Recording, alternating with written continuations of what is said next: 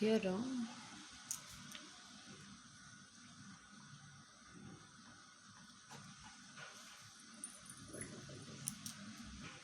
This theorem we will use in question. So theorem statement is given as, let V be an n-dimensional vector space over the field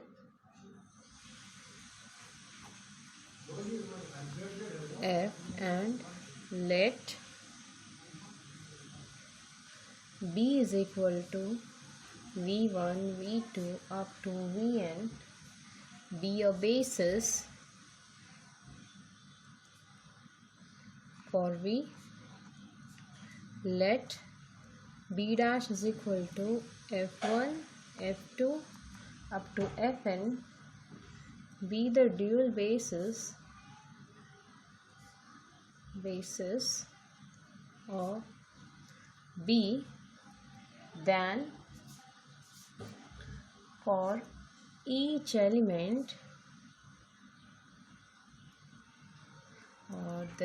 for each linear functional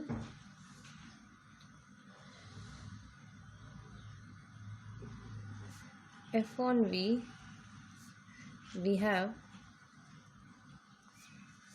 f is equal to summation I is equal to 1 to n f of Vi f of I, and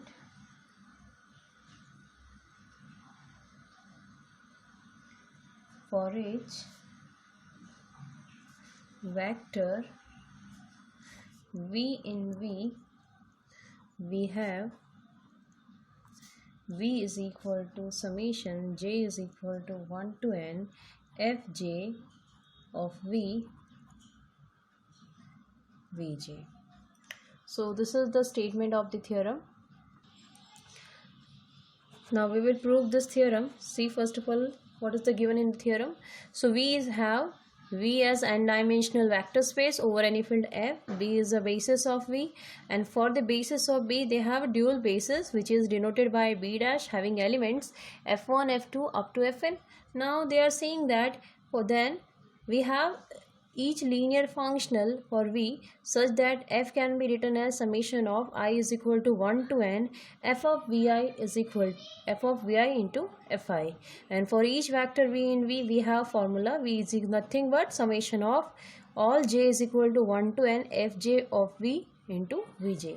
So we have to prove this. If f is there, so this can be written in this way, and any vector V can be written in this way. So let us start its proof. Now since B dash is a dual basis of V, therefore we can say that Fi Vj is nothing but delta Ij as we have seen in the earlier theorem. So suppose we are giving this as an equation number 1. Now if f is a linear functional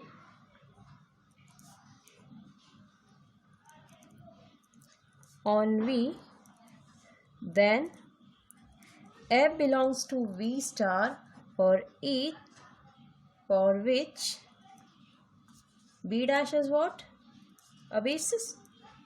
So if B dash is basis and f belongs to V star, then what we can write? Therefore f can be written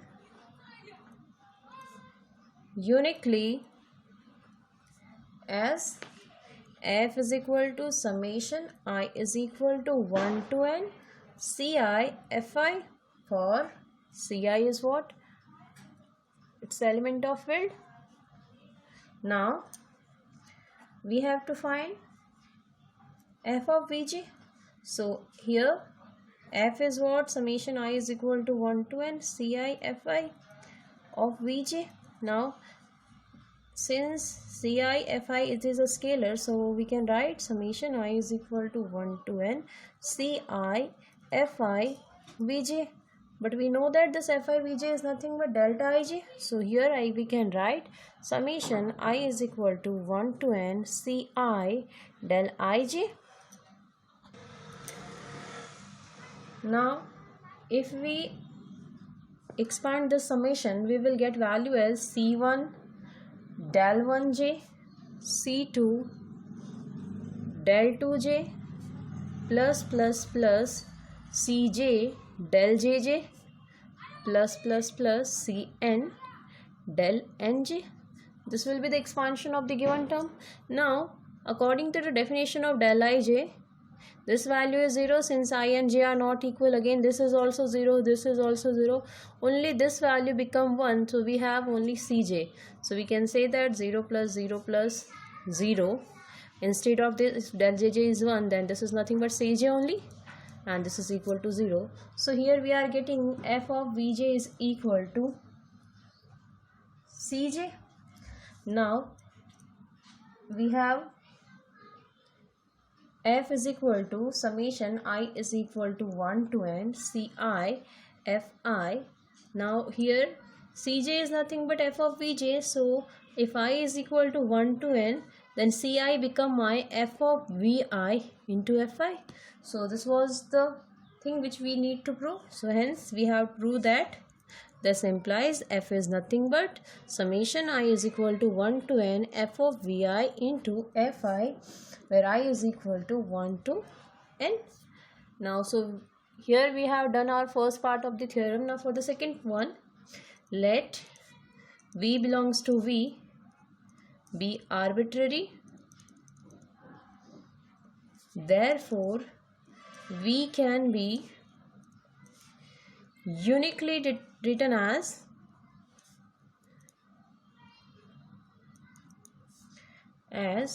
V is equal to summation j equal to 1 to n alpha j Vj, for alpha j belongs to field F.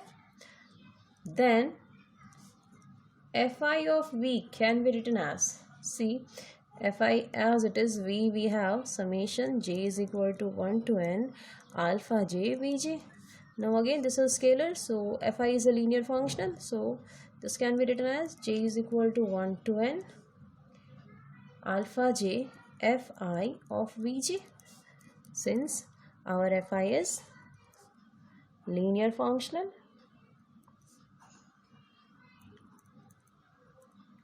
Again from this, again we know summation j is equal to 1 to n alpha j, this is nothing but again delta ij. If I will expand this again, then somewhere j become my I, so that time this is alpha I. See, this become alpha I del I. So this is what 1, then we have value as alpha I only.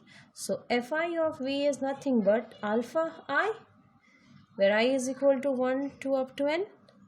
Hence we can conclude that V is equal to summation j is equal to 1 to n alpha j can be written as Fi of V or Fj of V Vj. Hence our theorem is completed. So this was the theorem which we will use in the examples. Next theorem, let V be an n-dimensional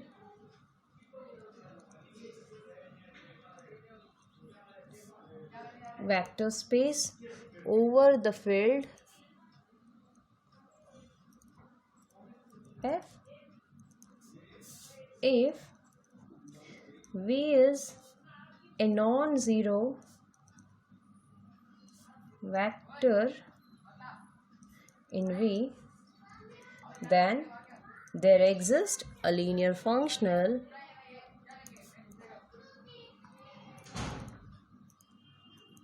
f on V such that f of V is not equal to 0.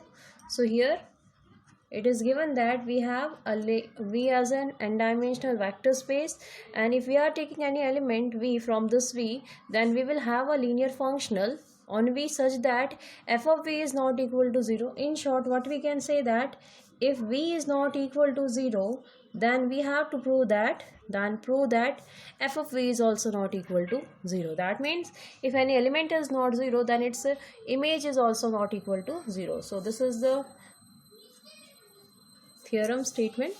Now since we know that v is not equal to 0, so if any vector is non-equal to 0, then we can say that set containing v is what? Li. And if set containing v is Li, then we can say that dimension of v is what?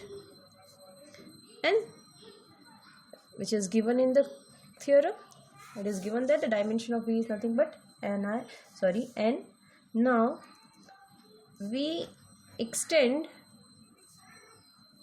the set v to the basis of v. Let b is equal to v1, v2 up to vn be a basis of v, where we are saying that vi is nothing but v only. Now if b dash is equal to f1, f2 up to fn is the dual base of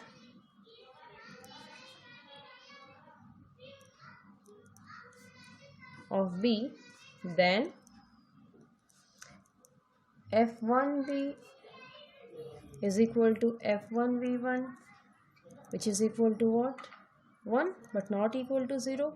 So we have taken any element, v is not equal to 0, and we are saying that we will have a v set containing v which is linearly independent if and dimension of v is n. So if any set is linearly independent, we can extend this set. So we are forming any new set b having element v1, v2 up to vn, which is the basis for v. If it is a basis for v, then we will find another basis, that is the dual basis of v, which is the f1, f2, fn. Now f1v is equal to, we are saying that v is nothing but vi. Here we have written that vi is nothing but v only. So in the place of v, I can write v1, v2, v3, v4. So f1, v1 is what? 1, which is not equal to 0. Since fi, vj is what? Delta ij.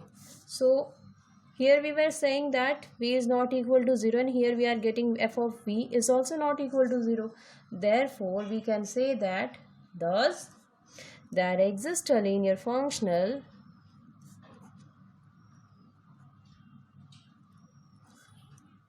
fi.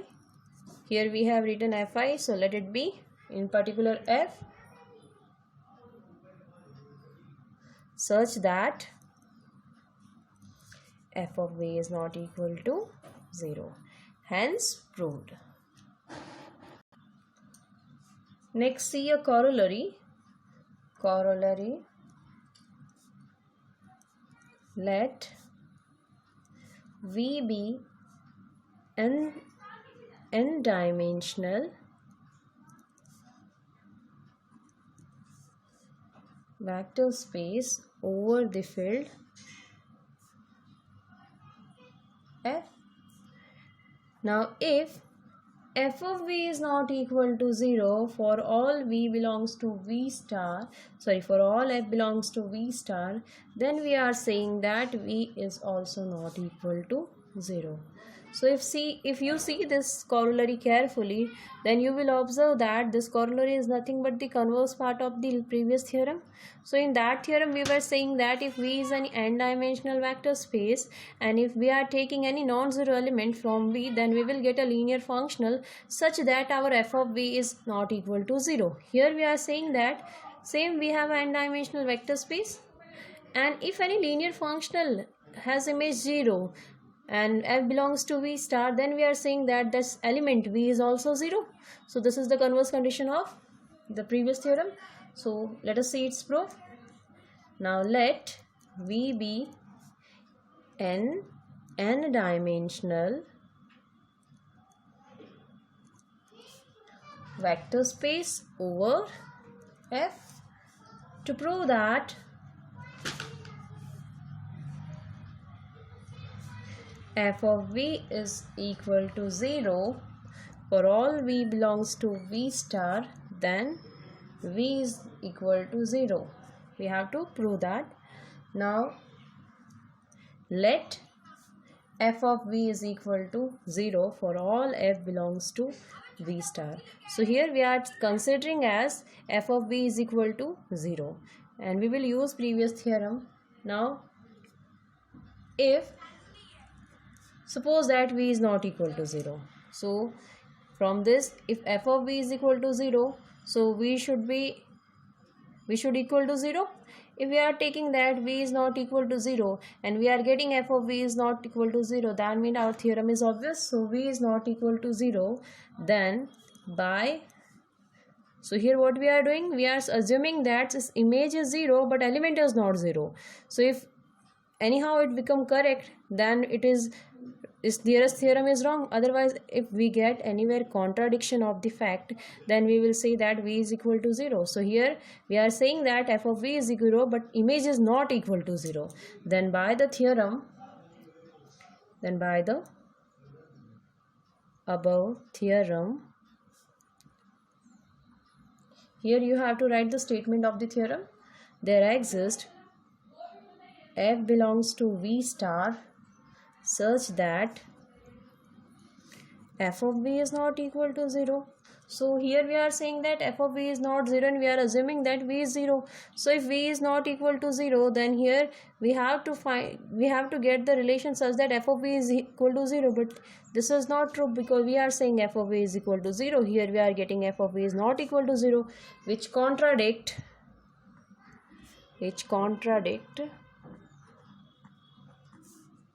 Therefore, we will say that we must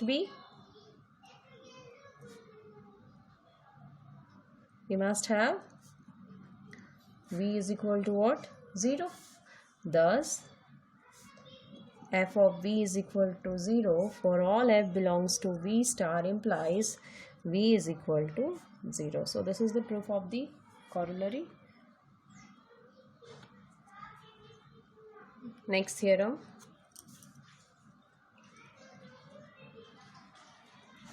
Let V be an n-dimensional vector space over the field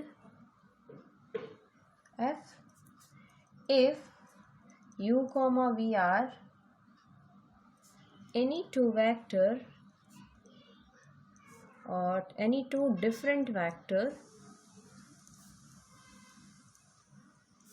in V, then there exists a linear functional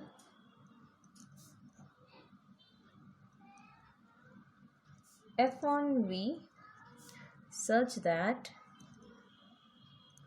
f of u is not equal to f of v. Now let us see its proof. So it is given in the theorem that we have any n-dimensional vector space, and if we are taking two different elements or two different vectors, then we will get obviously their different linear functionals. So this is what we have to prove. Now here it is given that u and v are different, so we can say that we have u, v belongs to v such that u is not equal to v. Now if u is not equal to v, then I can say that their difference is also not equal to 0. Obviously, though two elements are not equal, then their difference is also not equal to 0. Now we have theorem which we have actually above theorem which we have studied before the corollary. If any element is not equal to 0, then we will get a linear functional such that this linear functional is or not equal to 0, or we can say that the image of u minus v is also not equal to 0. Then by above theorem, there exists a linear functional f on v such that f of u minus v is not equal to 0. Again, this is what my linear functional, so I can use the definition of linear functional. We have f of alpha u plus beta v is equal to f of alpha u, alpha f of u plus beta f of v. So f of minus v is equal to not equal to 0. Again f of u, here beta is minus 1, so minus f of v is not equal to 0. Again, if difference of two images is not equal to 0, then we can say that images are also not equal to 0. So this is what we want to prove. If vectors are not equal to 0, then if two vectors are not equal, then their images are also not equal. So here we get the solution, hence proved. So up to this we have studied about the dual basis